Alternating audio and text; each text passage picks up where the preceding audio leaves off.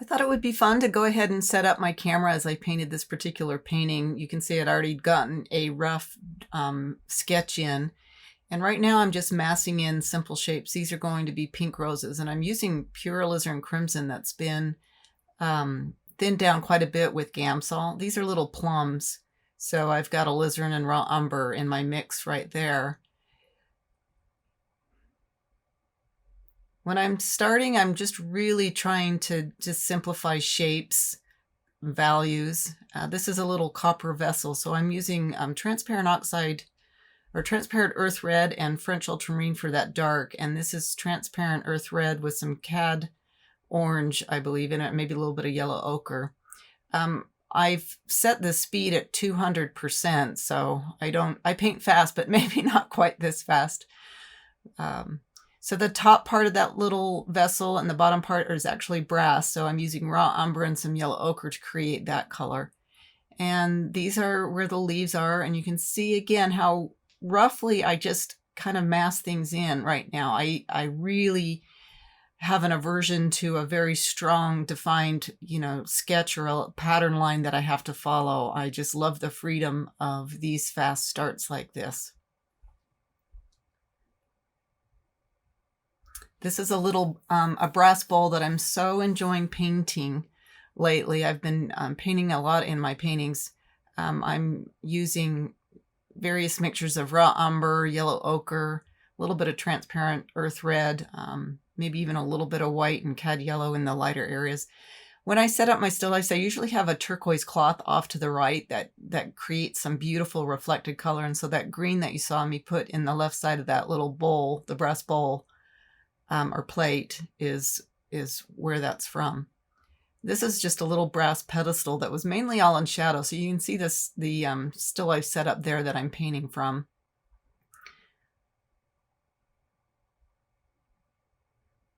Again, just a loose sketch, just kind of reinforcing some of my cast shadows. And the rug, I'm just massing in simple color value shapes. I bought this rug while I was in New York. After Shannon and I went to New York and to the Selma Gundy Club to see the Emil Carlson show, and it was fabulous. Just came home so inspired. But I found this rug in a Turkish rug shop, and I absolutely love this rug. Painted a lot lately. So again, just continuing to mass in, simple colors, simple shapes, not a lot of detail at this point, but fairly soon within the painting process, I can tell whether this painting is going to work out compositionally or not.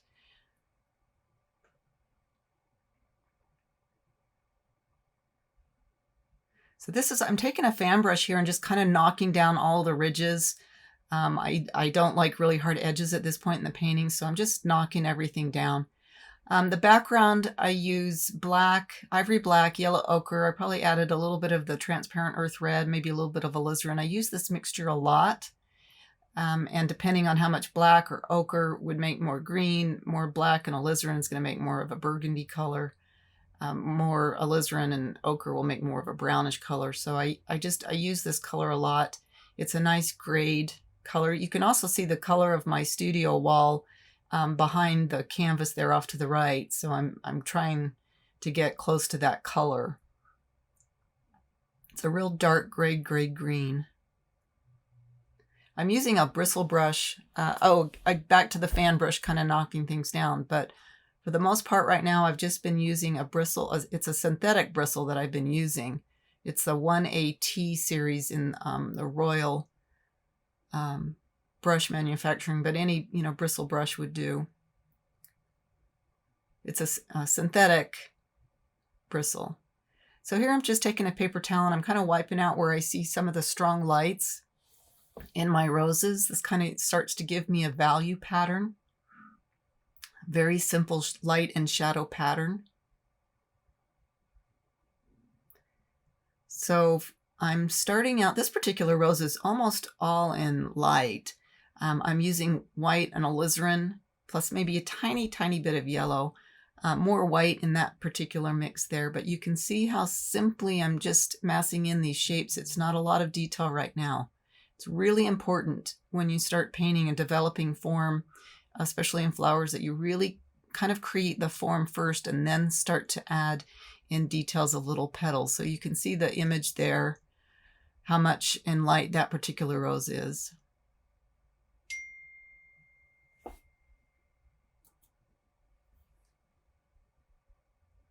A little more alizarin in that center.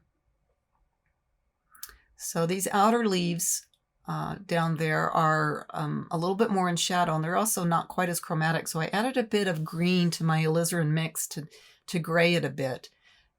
I can also pull in some of that background color, which will also gray some of those outer leaves or outer petals. The most intense petals on a rose will always be the inner petals. The outside petals are less chromatic because they've seen the sun and the wind more, so they've lost their color a little bit more. Trying to build up more lights and thicker paint. You can see I start out pretty thin with my mixtures, and then as I develop the lights, I get thicker and thicker with the paint application. So I'm trying to keep my shadows thin and my lights thick. I like to say I let my shadows be a whisper and I let my lights do the talking. If you like this video, please check out my online course. I have an online art course called Inspired to Paint with my good friend Shanna Coons, who is a landscape painter. We have over 100 instructional videos, all in oils, but on landscape, still life, portraits, figures. We have an all-access pass and a VIP pass. The all-access pass is $39 a month, but there's no contract. You can cancel at any time, and if you use the coupon code UPGRADE, you can get your first month for $10. Just try us out. But you'll get all of the content on our site from both me and Shanna. The VIP pass is a one-time purchase, either a 3, 6, or 12-month purchase. There's no recurring payment. You just pay the one fee and then you get access for that particular time period. And then we have a Robbins membership, which is $29 a month, which gives you access to all of my videos. And there's well over 50 videos on the site. And then if you use the coupon code Robbins10, you can get my membership for your first month for $10. So again, just try me out for $10. The videos are in real time, where this one is sped up 200%. The videos are in real time. You get all of the dialogue within the video, the reference images, you get group critiques, where members submit their images for critiques. So you get to watch that. There's art history, there's business tips, all kinds of stuff. So it's a great learning tool if you're wanting to improve your painting skills. So again, here I'm just trying to build up more detail in these particular roses.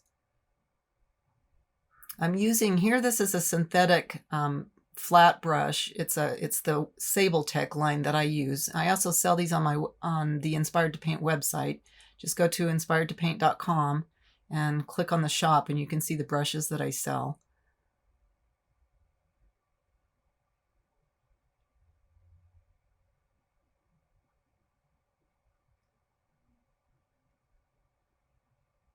So there was some really beautiful burgundy rose leaves, and I love that color with the brass behind it. And I think as I'm painting that, I'm realizing this is just going to be so beautiful. So these are some, greenery, some dark greenery around those roses. I love to carve in shapes. You can see I do that a lot with my finger. I'll pull a color out, a paint out, and then carve back around it with paint. I am not one that, likes to stay on one rose until it's finished state and then move to another rose. I'm a puzzle piece painter.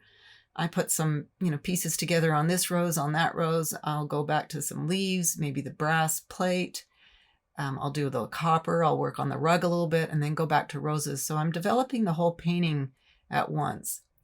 So this is this little copper vessel that I absolutely love to paint.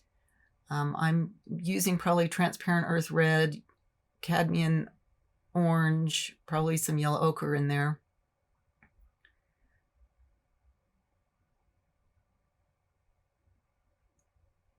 So again, very simply into a light shadow pattern. Not really getting too involved in a lot of detail, but just a simple light shadow. Now I'm building up the highlight, and you can see I added a pink tone, which I call the aura, but I think that pink tone is gonna harmonize really nicely with the pink roses. Now I'm adding a little bit of a cooler violet tone so that you get this vibration of kind of warms and cools. And adding some orange, so I've got warms, cools, bright, dulls, and that's what makes that highlight just kind of ping.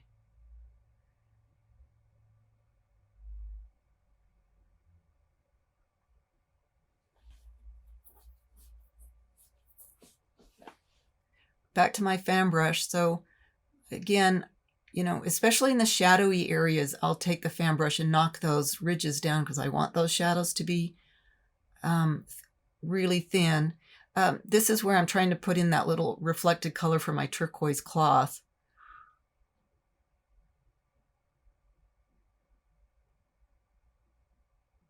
Darkening some of those areas underneath.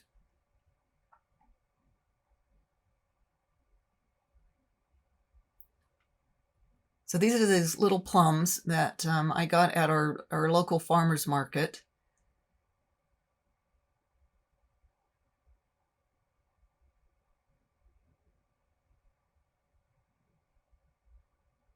I'm still using the bristle brush. I'm painting really fast at this point. I'm just trying to make really quick decisions. So here I am lightening the value of that little brass plate so that the copper vessel can really stand out. And I love that dull yellow against that burgundy leaf. That was so exciting to me.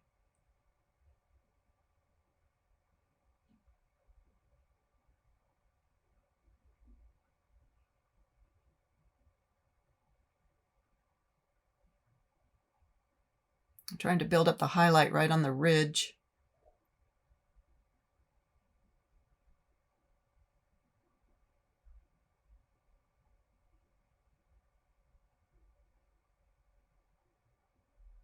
More of that turquoise green. I'm using Viridian for that green mix.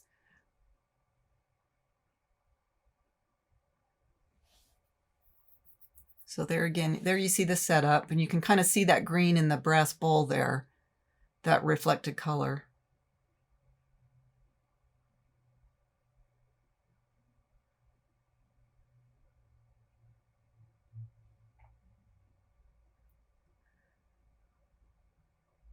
These are a couple more plums.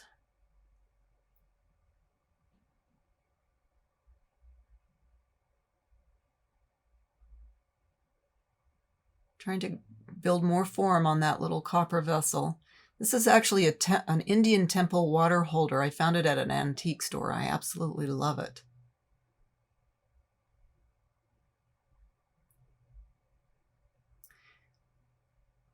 So this is that little brass pedestal that's almost all in shadow. So I'm keeping it really dark. There's a little plum, that dark plum in front of it, and I loved how that connected. That dark of the plum to the dark of the pedestal. I loved how that connected. These are little roses that are more in shadow.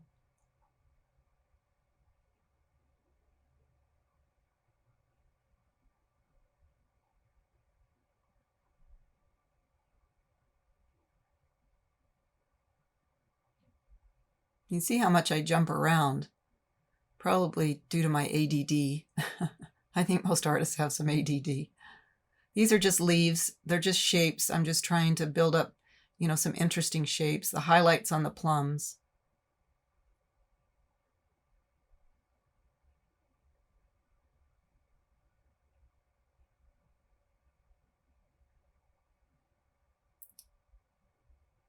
This is a little rosebud that was peeking through.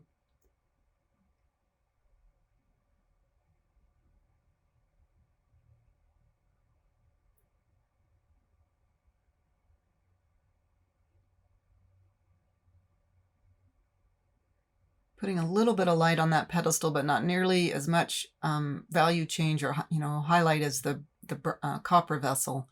I wanted that area to be pretty quiet. So here I'm building up a little bit more texture on the rug, creating, what kind of looks like the weave. So I'm going lighter right where that plane changes, where the rug starts, folds over the edge of the table.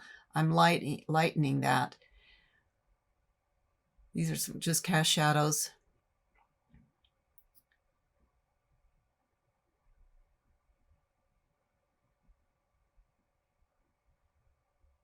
So correcting the shape of the rug.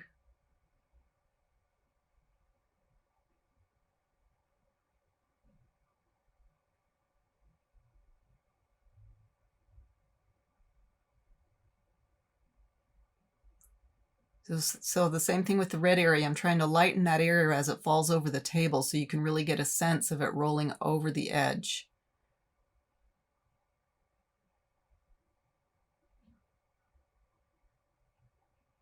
So I'm using the back end of my paintbrush, the wooden end, and I'm scratching through it so it looks like, the threads are intermingled.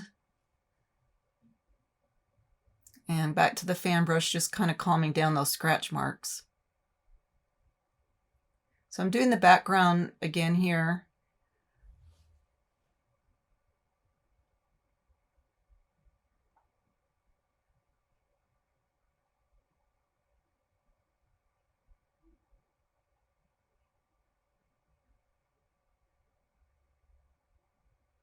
Just continuing with the same mixtures of black, yellow ochre, maybe some transparent earth red or a little bit of alizarin, just to get that gray, dark gray green.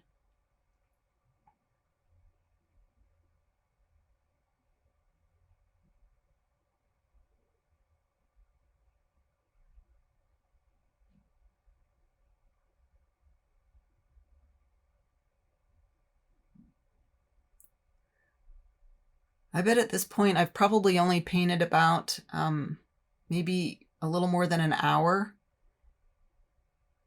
if even that much at this point, because I'm painting so fast, just trying to really make fast decisions. I don't give myself time to second guess myself. I just go.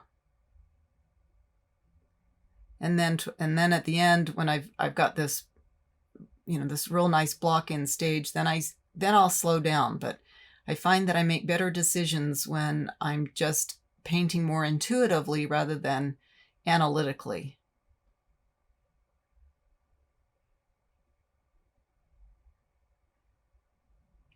My website is either elizabethrobbinsart.com or robbinsfineart.com. You can visit my website and see what galleries represent me and other work that I have available.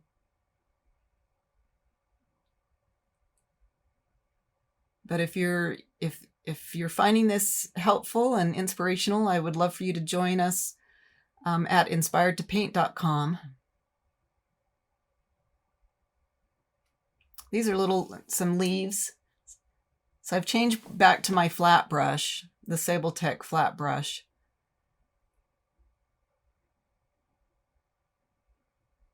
Little dried plum leaves.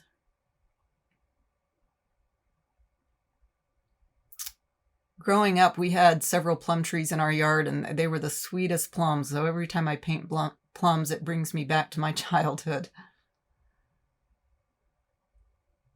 That's a little leaf that comes in front from the rose.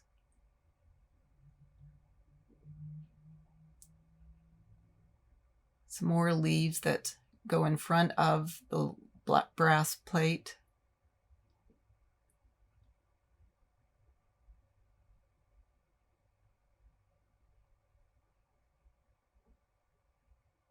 Love that little stem. That helps pull your eye up to the rose. It's a directional tool.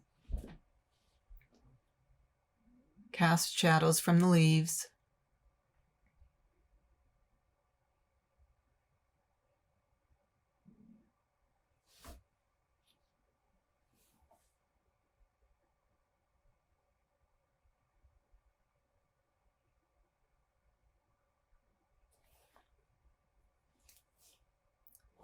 I'm trying not to put as much of a strong a highlight on that plum off to the right. There were more of those burgundy leaves that hung down that was just so pretty.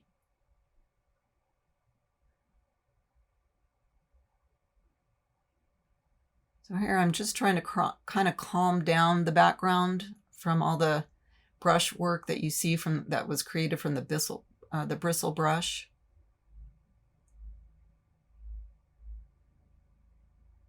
Correcting the shape of the vessel. So there's that turquoise reflected color that I love so much.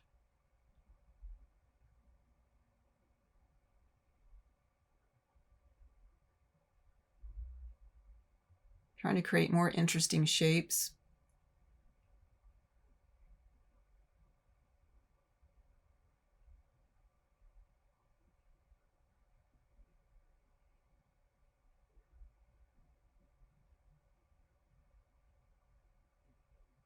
That little leaf, even the direction of that little leaf is telling you to swing around to the other rows. Back to the fan brush, calming the background down. I don't want the background more exciting than the roses or the brass or the rug, so everything is relative. So I'm calming that down so those elements come forward more.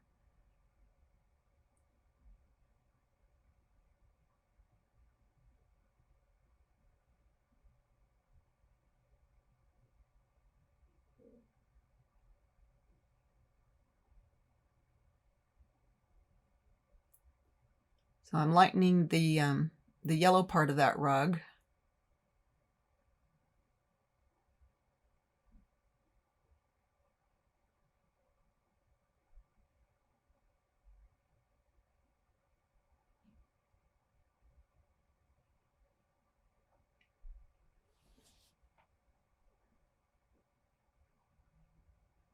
I'm adding a little blue stripe.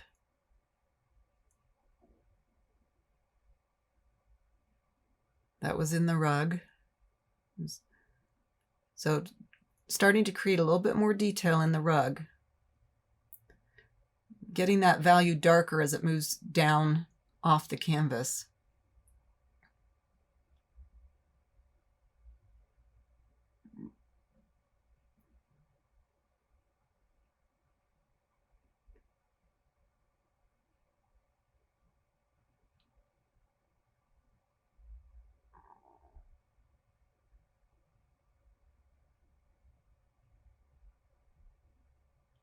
So creating more of a pattern.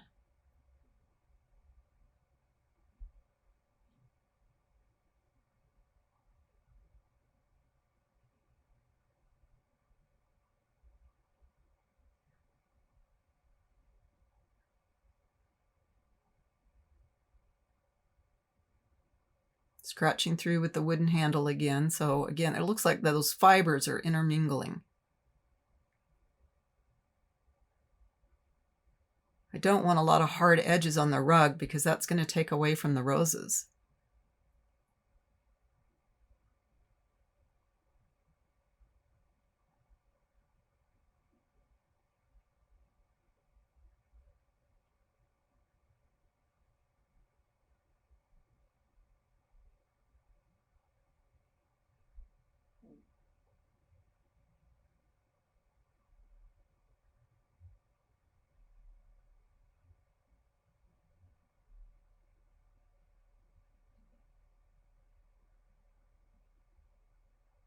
I'm darkening the yellow part as well,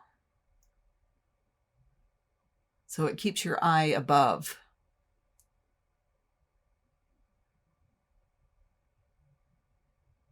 So again, please check out my online art course, inspiredtopaint.com. You can join for $10 my membership by using the coupon code Robbins10. Just check out all the videos I have.